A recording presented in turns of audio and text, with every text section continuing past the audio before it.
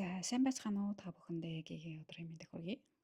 2026 оны 2 сарын 19 Пүрэв гариг Бархас байд гариг маань иршээж байгаа ийм өдөр байна. За, тэгэхээр өнөөдөр тэнгэр дээр нэг гоё энерги холбоос үүссэн байна.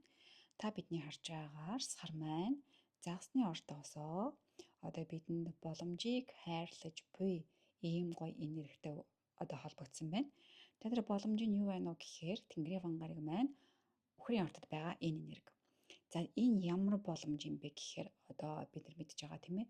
Үхрийн орд чинь бидний энерги дархлаа, бидний идэж ууж байгаа зүйл, өшөө дээрээс нь бидний санхүү, бидний эд баялаг, бүр ингээд хоёрдугаар Тэнгэрийн зургийн хоёрдугаар орон зайг эзэлж яадаг бидний бүр ингээд үнэт зүйл гэдэг зүйлийг ирхшээж яадаг ийм гоё энерги бидэнд боломжийг өгж байгаа ийм сайхан өдөр, ийм гоё энерги таарч байна.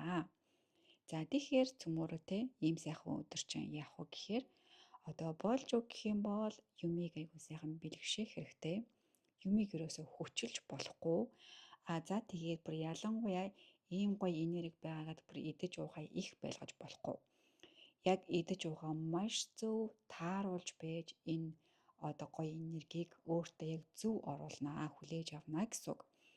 За тэгээд сар маантай загсны ордод байгаа учраас хин хүнийг ерөөсөө имзэглүүлэх үг, хатуу үг, муухай үг хэлэхгүй байвал зүгээрээ.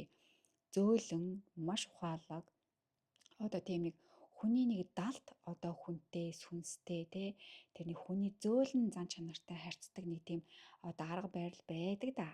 Яг тийм арга барилаар харьцаж чадах юм бол энэ сайхан бурхны хшгийг ингэж нэрлэгддэг энэ энергийг хүлээж авах боломжтой байгаа шүү. За тэгээд ийм сайхан өдрийн энэ сайхан зурхаг хүргэлээ. Бүгдээр нь баярлалаа. Астроос олон байлаа. Баяр та.